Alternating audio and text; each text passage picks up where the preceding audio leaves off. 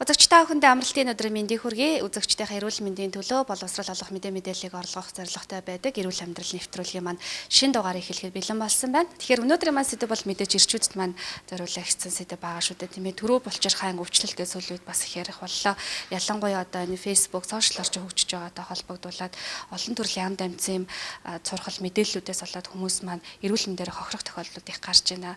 Тэгвэл юуны түрүүндээс энэ төрөө булчирхай гэж ямар үүрэг оролцоотой, ямар байдаг юм бэ? Тэрийг бас тайлбарлаж өгөхгүй. Төрөө булчирхай өөрөө бол жижиг зөвхөн эрэгтэй хүнд байдаг. Хос биш юм булчирхай байдаг. Төрөө булчирхай маань давсагны доор шийсэн сүвний өгч шийсэн сүвийг ороож байрладаг юм булчирхай байгаа. Ердийн хэмжээний үед одоо хушгины дайны хэмжээтэй жижигхэн. Төрөө булчирхайны одоо төв хэсгэрэн шийсэн сүв дамждаг. Энэ хоёр талаас нь үрийн сувг орж ирээд энэ эр бэлгийн төрөө булчирхайн голд бол бэлгийн харьцааны үед цацагч идэг байна. Тэгэхээр төрөө булчирхай маань өөрөө шээс дамжуулах нөхөрчхөн юм авсарсан үүрэгтэй эрхтэн бахан байна. Төрөө булчирхайн өрөвсөл, за төрөө булчирхайн хоргүй томролт, төрөө булчирхайн хортой хавдар хамгийн түгээмэл тохиолддог 3 янзын өвчин байна. Тэгэхэд төрөө булчирхайн өрөвслийн үед бол энэ бол ихэнхдээ нянгаар эсвэл бэлгийн замын халдвараар дамжиж өрөвсдөг шалтгаантай. Нянгийн шалтгаантай байх нь байна. За ховор тохиолдолд энэ маань бол төрөө булчирхай одоо вирусны шалтгаантай гэдэг юм уу, өөр бас халдварын шалтгаантай байж болно. За төрөө булчирхайн томролт гэхлээр энэ төрөө булчирхайны энэ гол хэсэгт нь булчирхайлыг идургаад шийсэн сүвийг дарж байгаа одоо хоргүй томролт гэж байна. За хортой хавдар гэж бас байна. Хортой хавдар гэхлээр төрөө булчирхайн зах хэсгээс эхлүүлээд одоо хавь оройхойд эрэхтэнд үсэрхийлсэн хортой хавдар бас үүсдэг. Тэгэхээр эдгээрийн оншилгоо нүртэл өөр байдаг, гарах шинж тэмдгүүд нь ч өөр байдаг. Тэгэхээр энэ бүх өвчнийг төрөө булчирхайн бүх төрлийн өвчнийг нь л нэг янзын ургамлын ямаар эмчилнэ. Одоо бид нар бол баг төгс эмчилнэ л гэдээ яриад байгаа байхгүй юу? Тэгэхээр энэ оншилгоо нь өөр байдаг, шинж тэмдэг нь ч өөр байдаг. Тэгэхээр халдвар бол голцоо өрөвсөл бол залуу хүмүүст голцоо нөхөрчгөн идэвхтэй насны хүмүүст ихэнхдээ 20-45 насны хүмүүст төрөө булчирхайн өрөвсөл тохиолддог байна. За томролт бол 45-аас дээш наснд нас ахих тусам тохиолдлын тоо ихсдэг. 40-50 насны эрэгтэйчүүдийн нэг 10-аас 20% нь төрөө булчирхайн томролт байлаа гэж бодоход 50-аас 60 наснд энэ хувь нь 50-аас 60% болж ихсдэг байна. За 70-80% одоо наснд гэх юм бол төрөө булчирхайн томролтоос гадна төрөө булчирхайн хортой хавдар бас тохиолдох магадлал их болдог. Тэгэхээр 55-аас дээш насны хүмүүст бол төрөө булчирхайн хавдрын онцлогоог заавалчгүй хийж авах ёстой. Дур мэдэн эмчилгээн төрөө булчирхайн эмчилгээг ерөөсөө шинж тэмдгийг төр зур дарж магадгүй. Гэхдээ энэ маань эргээд одоо байнгын архаг өвдөлттэй хэлбэрт хүргэх эсвэл дутуу эмчлэх, тийм хүндрэх, буглаа үүсэх юм бас эрсдлүүдтэй байдаг байна. За тэгээд төрөө булчирхайг оншилохын тулд мэрэгжлийн эмч төрөө булчирхайн шулуун гидсний үзлэг гэж хийдэг. Тэгэхээр төрөө булчирхай маань өөрөө шулуун гидсээр дарахаар бид нэгдүгээрт одоо тогтцсон ямар байна? Эмзэглэлтэй байна уу? Хоёрдугаарт энэ одоо голд байгаа энэ ховил ямар байна? Тэгшэрч үү, гөлийж үү? Дээрээс нь одоо нөгөө ердийн физик тогтцсон ямар байна гэдгийг мэрэгжлийн эмч үзэж анхны оншийн урьдчилсан байдлыг тавьдаг. Тэгээд эхо онцлогоогоор бид нэр одоо бүтцийг нь наривчилж үзэх ёстой. Тэгэхээр эходоор одоо жишээ нь хөвлөгээр харахад өөр, шулуун гидсээр харахад өөр, бусад бид нараас төмсөгний дайвар булчирхайг бас онцлоход энд бас холбоотой өөрчлөлт байна уу гэдгийг бас үзэх ёстой. Хэдээс хэдэн насны хооронд ер нь заавал ямар нэгэн шинж тэмдэг илрээгүй байсан ч гэсэн үзүүлж явах ёстой байна. Бэлгийн замын халдварын шалтгаантай дутуу эмчлэгдсэнтэй холбоотой төрөө булчирхайн өрөвсөл бол нэлээд түгээмэл бас байдаг. Тэгэхээр хэрвээ бэлгийн замын халдвараар өвдөжсэн бол бас төрөө булчирхайн зовөр хожим илэрч бас болдог. За хэрвээ зовооргүй ахын бол 2 жилд нэг удаа үзүүлээд явхад бол болно. Хэрвээ урьдчилсан сэргийлэх хүслэгт ороод ямар нэгэн эмгэггүй бол 2-3 жил дотор үзүүлээд явж болно 45 нас хүртэл. За тэгэхээр 40-оос дээш наснд болохоор төрөө булчирхайн нөгөө настай хамааралтай өөрчлөлтүүд гарч ирдэг. Тэгэхээр нөгөө бэлгийн даавар буурахтай холбоотой төрөө булчирхай томрох асуудал гарч ирж болно. За 55-аас дээш наснд хавдрын өөрчлөлт явагдаж болно. Тийм учраас төрөө булчирхай хавдрын шинжилгээг зайлшгүй давхар үзүүлж явах ёстой. Нэгэнт өөрчлөлттэй болох юм бол эмч хугацааг нь хэлж өгнө. 3 сарын дараа, 6 сарын дараа, жилийн дотор гэдэг юм уу те. Тэгэхээр 55-аас дээш насны хүмүүс бол жил бүр заавал төрөө булчирхайн хавдрын маркер, за дээрэс нь энэ залуу хүмүүс түвшин шалгуулж авах ёстой зүйл гэхэлэр төмсгийг бол бас заавал жилдээ нэг удаа шалгуулж авах ёстой байдаг. Яагаад гэхээр 15-аас 35 насны төмсгний хавдар илүү залуу хүмүүст явагддаг байна. Тэгэхээр залуу хүмүүс бол төмсгийг бол яхад харуулах тэгээд төмсгийн тэмтэрч үзэх ямар нэг хэрэг голомт тэмтэрчээвэл заавал үзүүлж явах хэрэгтэй. Манай нэвтрүүлгийн ивент тэтгэгч Монгол Алтан бараг шууны хамт олноос бас гарын бэлгээ өгсөн байгааг танд уламжлал өгч байна. За баярлалаа. За энэ сайхан нэртэй бараг шуунтай цай шинээр бас гарсан байгаа юм билээ. Та үзэж танилцаад өөрөө хэрэгжилж үзээрэй гэж хэлсэн юм аа. Баярлалаа. За ингээд үргэлжлүүлээ дараагийн хэсэгтээ бид түрүү булчирхайн өвчмийг хэрхэн оншилж илрүүлдэг, эмчилдэг талаар мэдээллийг хүргэе.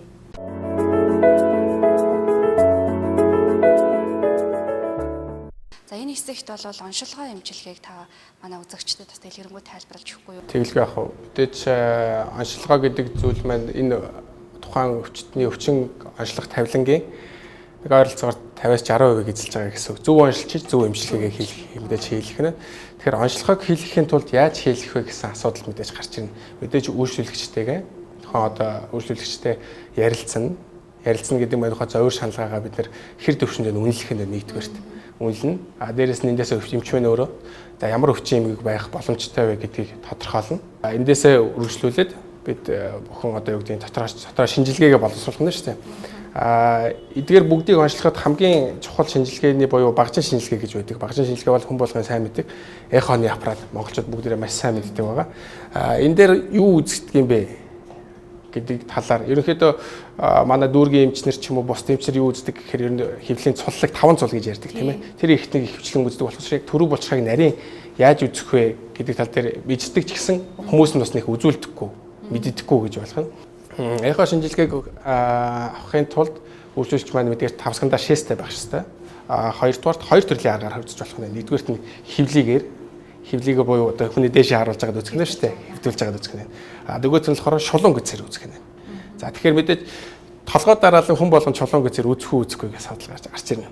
Түрүүний наслмаамчийн хэлдэг шиг одоо хавдар байна уу, өрөвсөл байна уу, томрол байна уу гэдгээс бас наслтаас хамаарч инээсээ бид нэр өөрсдөө сонгох нь шүү дээ, тийм ээ. За энэ зурган дээр товчхон тайлбарлаад өгье. Түрүүн нэгдүгээр давсгандаа шээстэй байх хэрэгтэй гэсэн. Давсгандаа шээстэй байгаа төрөв булчирхай одоо ингээд түрүүнийг үзүүлсэн харуулсан шүү дээ, тийм ээ. Яг давсганы доор байралтай байдаг. Тэгэхээр маш тодорхой харагдана. 3 хэмжээсээр хэмжинэ. Мэдээж барилгын эзлэхүүнийг олдогтой адилхан тухайн эрхтнийхээ эзлэхүүнийг олох нь томорсноо томроогүй гэдэг асуудал гарч ирнэ.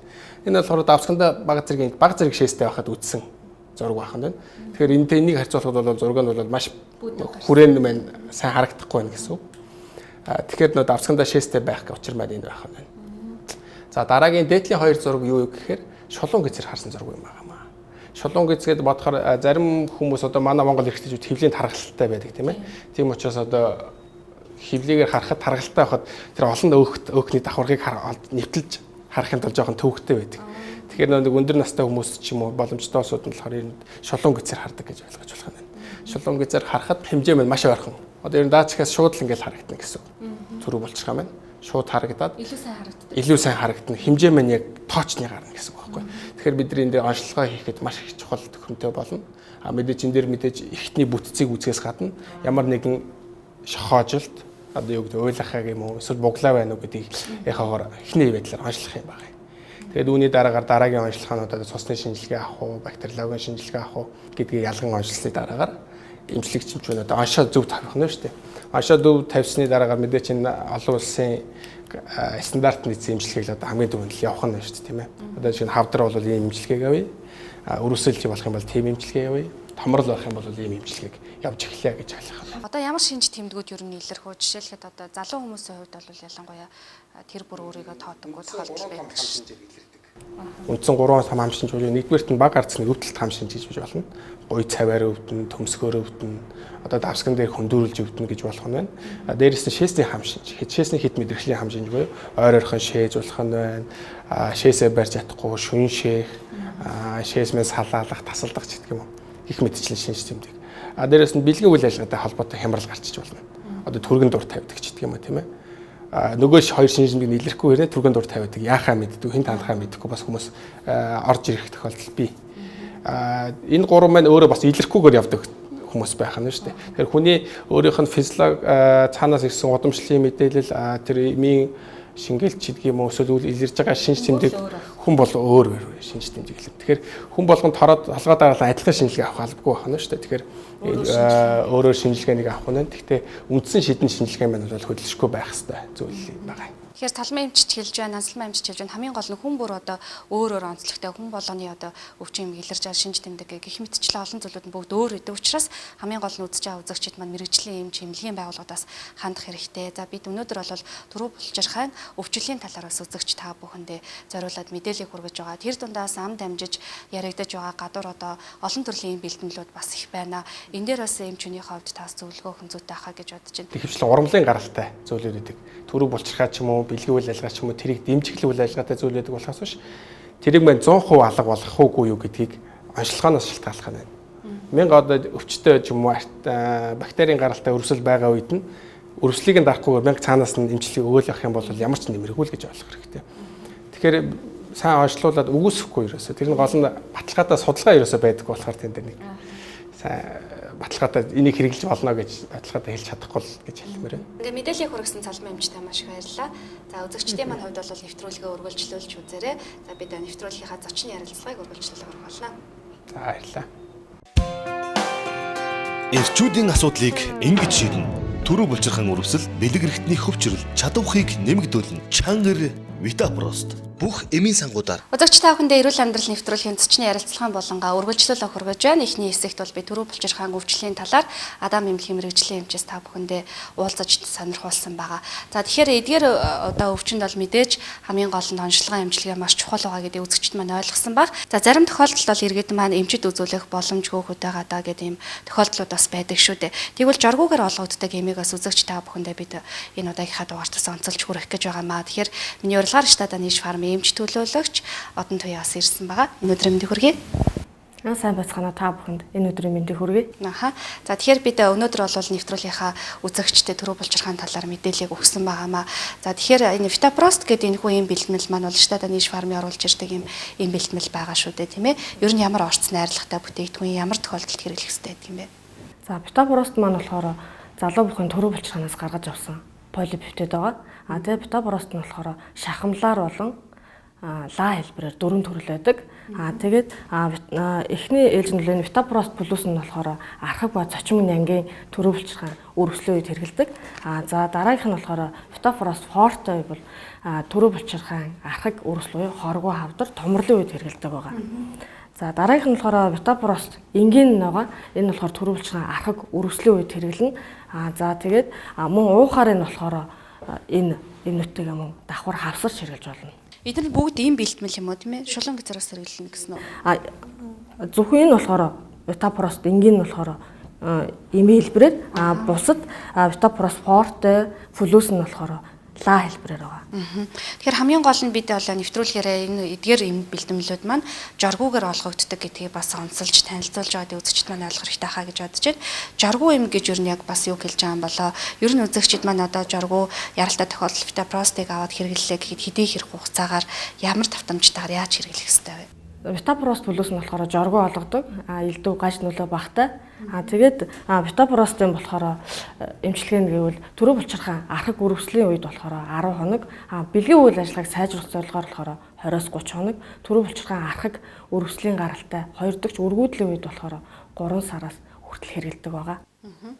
Лааг нь яаж хэрэглэх хэрэгтэй гэдэг юм бэ? Шүн унтахтаа нэг ширэхээр өдөрт нэг удаа.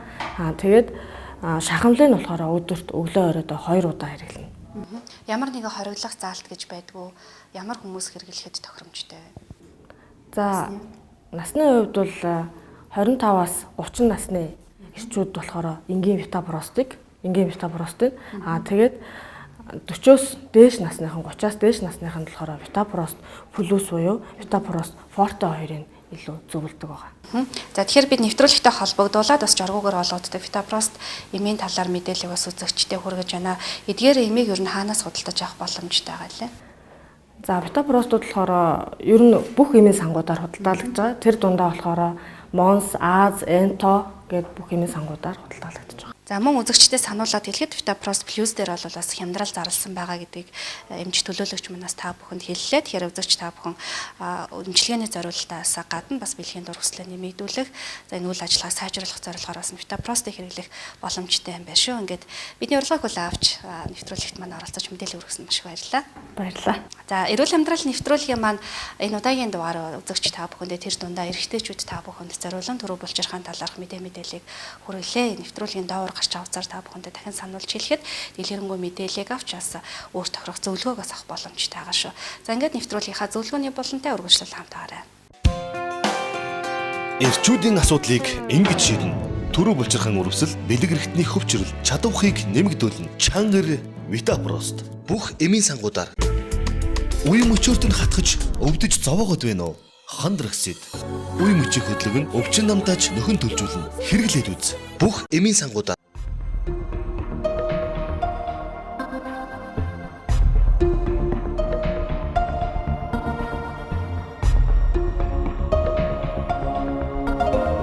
Монгол эх орныхоо онгон байгалийн зэрлэг цэцэгсийн шимээр өрн дорны дэвшилтэт технологиг хослуулан үлэмж төгөлдөр бүсгүй танд зориулан бүтээв. Талын цэцэгсээс таны арьсанд. Boys брэнд. Монгол Улсын бараг шууны шинэ бүтээгдэхүүн болох жамц давстай бараг шуунтай бараг шуун эрдэс нунтаг худалдаанд гарлаа. Амьд байгалийн гайхамшиг болсон бараг шууныг биеийн гаднаас шавших, бараг шуунтай усанд орох нь биеийн тамир тэнхийг сайжруулж, булчин ба системийн үйл ажиллагааг эрчимжүүлж, олон төрлийн өвчнийг ангаах аж тустай. Бүх насны хүмүүс хэрэглэхэд тохиромжтой бөгөөд бараг шуун эрдэс нунтгийг сонгож хэрэглээрэй. Холбоо барих утас 99 тэгнэг 33 23 9511 93 тэгдөрөв.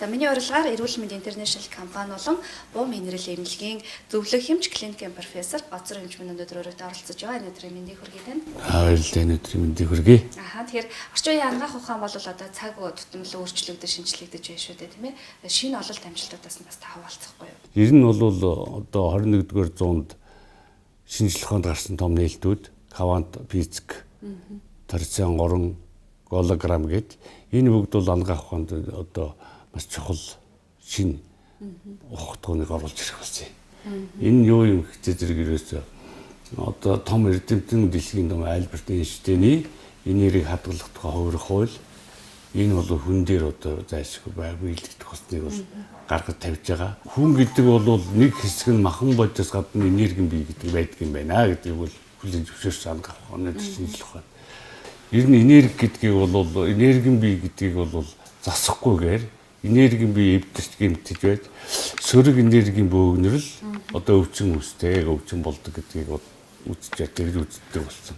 Ер нь бол энерги гэдэг юу юм? Энерги бидний махан божийн 70% эзэлж байгаа энергийн биеийг бид гэмтэн гэдэг бол ерөөсөө өвчин үүсэх нөхцөл бүрдэх шалтгаан болдог юм байна. Энэ юутай холбоотой? Ер нь хүний сэтгэлийн орон гэж байдаг. Энэ бол цэвэр энергийн орон байдаг. Энэ сэтгэлийн ариун чанар гэдэг бол хүнийг бас эрүүл байхад чухал төлөвчтэй, чухал ач холбогдолтой зүйлүүдийг бид ойлгох хэрэгтэй юм байна. Энэ мэтийн одоо энергийн тухай асуудлыг одоо яг ангаах ухаанд энерги онцлогоо гаргаж байна. Хийсэн. Багт тоног тохиромжтой гарсан. А энэгээр энергийн онцлогоо хийгээд тэр энергийг засаад эхлээд одоо энергийн засны дараа махан бод руу бид орох хэрэгтэй. Тэгвэл эмчилгээ үр дүнтэй. А нөгөө талаар яг энийг батлахад манай уламжлал ангаах ухаан гэж их ярьдаг болсон тий. Хий шар бадган 3 харьцаа алдагдахаар өвчин үүсдэг гэж Монголын уламжлалт ангаах ухааны онол үздэг. А тэр онол дээрээ болохоор эхлээд хийгийн засны дараа шар бадганаа засах гэсэн тийм том онол байдаг. Ийж одоо орчин үеийн ангаах ухаанд бид одоо эхлээд энергийн биеийг онцолж энергийн биеийн зас энэний дараа махан бод руугаа засах юм бол үр дүнтэй байна гэдгийг тогтооход байгаа. Ер нь хааштай иймэрхүү хандлагатай болох байх гэж бодож байна. Тэгэхээр сонирхолтой мэдээлэл хүргэлээ. Ер нь бол эзэгчд ч гэсэн үнтэй санал нэгдэж байгаа хаа гэж бодож байна. Яг тэр энерги гэж их ярьдаг болсон цаг үе байгаа шүү дээ, тийм ээ. Тэр өнөөдрөөс үзэгчтэй бид зөвлөгөөний булангаар энэ муули гэдэг элэг хангаагчийн бэлтгэлийг бас үзэгчдээс танилцуулахаар бас зорьсон байгаа юм аа. Тэгэхээр энэ муулийн маань ер нь яг ямар зориулттай, ямар бүтээгдэхүүн, хаанхайн бүтээгдэхүүн, яаж үйлдвэрлэгдсэн, ямар төрлийн өвчнөд ер нь зохимжтой сайн байдаг юм бэ? За муули гэж энэ бүтээгдэхүүн бол яг гарал үүсэл нь бол Америк хятадын Айкан гэж компани бүтээгдэхүүн. Хятад улсын Тэнжэн улсад үйлдвэрлэгдсэн. Дандаа ургамал амтны гаралтай усан ханд. Энэ усны pH нь бол 7.8 одоо pH-тай ийм одоо шүлтлэг аршинад найруулагдсан юм бүтээгдэхүүн юм. Моли гэдэг нэр нь бол одоо далайн нэлцгаа бидэн 90-70 тий амтнаас гаргаж авсан амтны гаралтай тэрийг дулааны аргаар одоо гаргаж авсан уураг амир хүчлүүд их агуулдаг. Энэ нь илгийг одоо их хамгаалж илгэний тижэл болж өгдөг. Нэгдүгээр. Хоёрдугаарт энэний найрлаганд 13 төрлийн ургамал орсон гэдэг учрын үе Оросоос Ганадер мөг гэж бид улаан мөг гэж ярьдаг. Энэ улаан мөг бол 21-р зууны авралын хот гэж одоо нэрлэгдсэн. Энэ бол нэлээд ахиу хэмжээгээр одоо орсон ийм бүтээгдэхүүн. Бас нэг гол бүтээгдэхүүн нь юу юм? Гүргэн бол одоо илгэний хаан гэж үздэг ургамал. Тэр гүргэн орсон байдаг. Тэр утгаараа бол илэг хамгаалагч моли гэж нэр авсан. Нөгөө нэг талаараа бол мангистин гэж ургамал орсон. Энэ бол дээр үеийн төвдийн лам нар хэрэгэлдэг байсан. Маш хүчтэй нэрхтээ ийм бүтээгдэхүүн юм байна. Тэгэхээр энэ бол одоо манай шинжилгээ ухааны академиэр муулийг судалгаанд эксперт судалгаа хийхэд байгалийн гаралтай амжуулдаг юм гэж бас тогтоосон. Тэгэхээр хүний биед байгаа шимэгчийг одоо хэвийн үед байдаг биш одоо эмгэг шимэгчийг устгадаг. Товчоор одоо муулийн ачаал бүтлийг яг хэлэх юм бол энэ бол хүний ер нь өвчин бол анхдах шалтгаан хордлого. Хор хордлого гэдэг. Тэгэхээр хор хордлогыг сааргуулж хүчтэй айд өгсөд авч юм байна. Тэгэхээр энийг уухтаа бол сэргийлэх зорилгоор болох тий. Одоо өвдөхгүй байхын тулд бие цэвэрлэхийн тулд хор хордлогоосоо тайлахын тулд хэрэгж болох. Мөн одоо бид үнэхээр их хордож байгаа нэг зүйл. Энийг бол ганцхан илгэл сааргуулжуулдаг. Энэ юу юм арх байдаг. Тэгэхээр архийг бас одоо хэлэхгүй ажиллахгүй. Энэ бол архины хорыг бүрэн саарамжуулдаг бас бүтээгдэхүүн. Тэгэхээр архины дурсал ууруулна. Архины хордлогод тайлаад тэр шаардлагатай үгүй ус гэдэг. Үнэхээр архинаас гарах, архинаас чөлөөлөх хүсэлтэй хүнд бол үнэ айдвартай тус болдог бас бүтээгдэхүүн. Тэр утгаараа урдсан хэрэглэх зорилгоор бол өглөө өлөн дээрээ нэг ийм шилийг тусгай цоолтууртай тэгээд ингээд цоолоод тэр гуурсаар шимэж уудаг юм шингэ хаана. Орой унтахын өмнө нэгийг уудаг. Унтахын өмнө ягаад уудаггүй гэхээр илэгний хамгийн идэвхтэй энерги шөнийн 1-3 цагийн хооронд илэг. Тэр илэгний одоо өрөвсөл байна, тэр алаа тасаад өндөр байна гэж байдаг, илэгний хавдар байна, илэгний цирроз гэж, илэгний хадварл, илэгний өөхлөлт гэж, илэгний янз бүрийн өвчнүүд байна шүү дээ. Тэр бүгдэд хэрэглэхэд болно. Түүнээс хавдрын хам шинжүүдийг нөлөөлөлт хордлогын тайлж өгнө, ил аршуулж өгнө, гэх мэт юм нөлөөтэй зүйлээ гэдэг тодор. За тэгэхээр үзэгчдтэй бол анхааруулаад хэлэхэд манай нэвтрүүлгийн доогуур дэлгэцэн доогуур бол оцрон эмчийн утасны дугаар гарч байгаа. Та бүхэн тохиолдож байгаа зөвөр шаналгаа болоо одоо тэр зүйлүүдэд асууж тодруулж байгаа энэ бүтээгдэхүүнийг хэрхэн хэрэглэх зөвлөгөө мэдээллийг бас дэлгэрэнгүйгээр авах боломжтой байгаа шүү гэдгийг хэлье.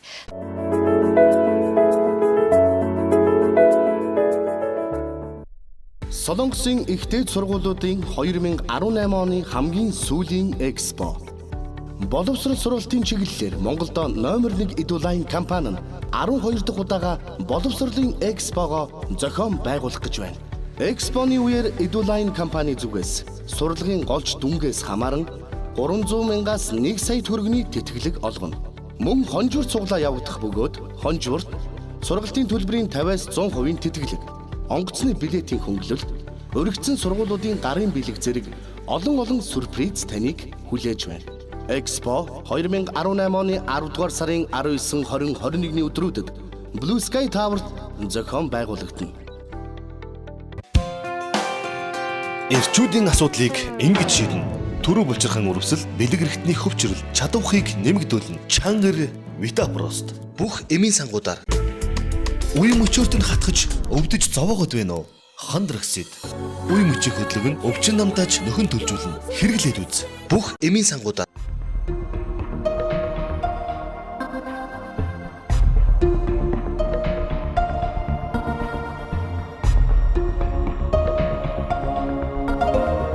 Монгол эх орныхоо онгон байгалийн зэрлэг цэцэгсийн шимээр өрн дорны дэвшилтэт технологиг хослуулан үлэмж төгөлдөр бүсгүй танд зориулсан бүтэв. Талын цэцэгсээс таны арьсанд. Boys Brand. Монгол Алтан бараг шууны шинэ бүтээгдэхүүн бараг шүүнтэй сайхан цай худалдаанд гарлаа. Эрдэс бодис амт чанарыг алдагдуулалгүйгээр зөөлөн аргаар хатаасан бараг шүүнтэй цэвэр байгалийн гаралтай жасмин цайг өдөр бүр ууж заншин альва өвчнөөс сэргийлэн гэр бүлэрийн эрүүлийнх аз жаргалтай сайхан амьдраарай. Таны эрүүл мэндийн цай бараг шүүнтэй жасминтэй сайхан цай. Холбоо барих утас 99 94 54 45 99 тэгнэг 33 23.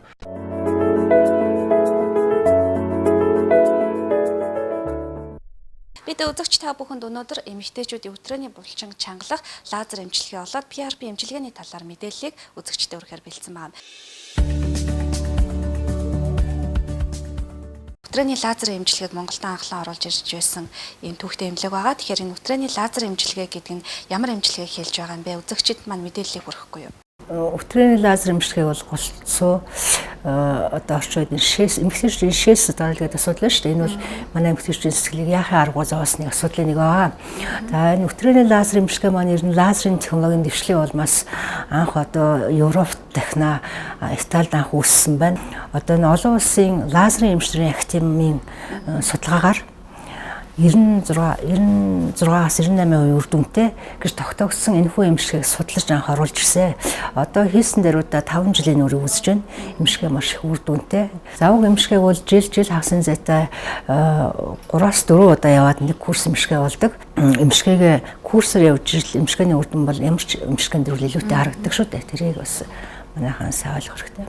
Лазер эмчилгээний бас нэг ялгаатай тал нь бол PRP эмчилгээгээ бас байдаг гэж байгаа шүү дээ, тийм ээ. Тэгэхээр PRP эмчилгээ гэдэг нь яг чухам юу хэлж байгаа юм? За хоёр нь бол нөгөө шээсдгээр харчин яаж ш тоглолтоо одоо олон төрсэн, том урагт төрсэн, бас одоо эмэгтэйчүүд янз бүрийн хаалгаанд орсон хүмүүс байна. Мөн сахарын шижинтэй хүмүүстээр мөн мэдрэлийн одоо бас гаралтай шээсдгээр байдаг.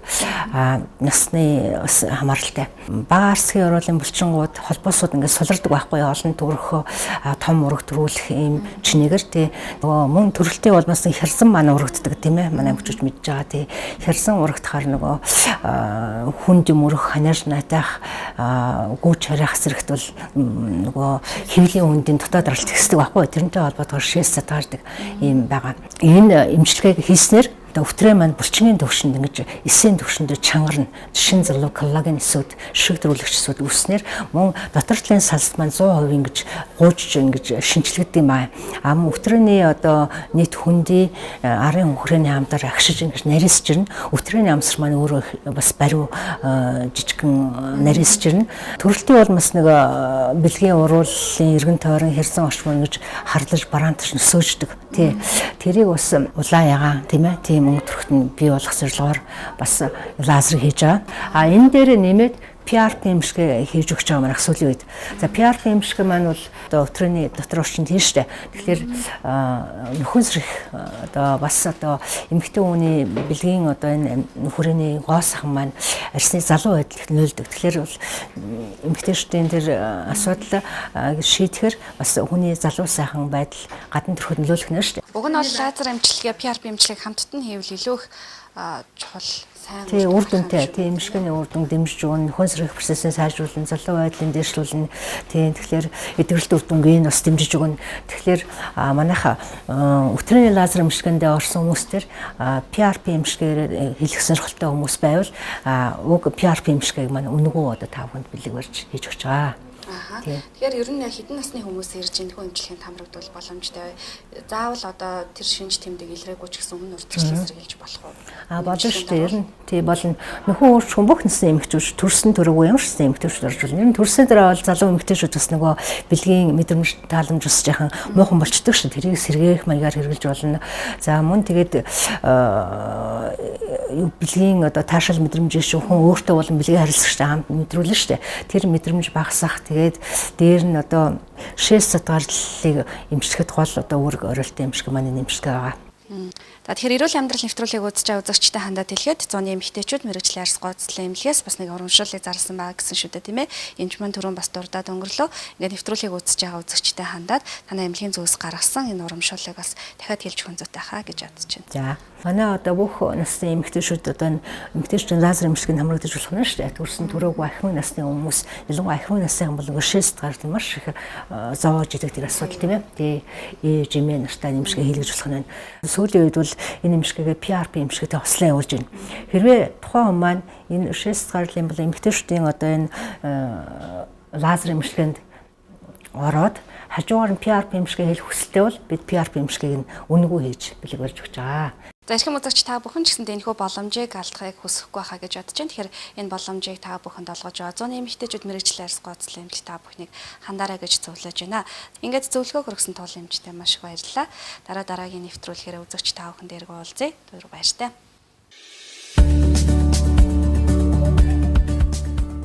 Манай нэвтрүүлэгтэй хамтран ажиллаж мэдээлэл үзэгчдэд хүргэхийг хүсвэл дэлгэцийн даваар гарч байгаа утсаар хандан бидэнтэй холбогдох боломжтой. Ингээд үзэгч та бүхэнд эрүүл мэндийг хүсье. Баяртай.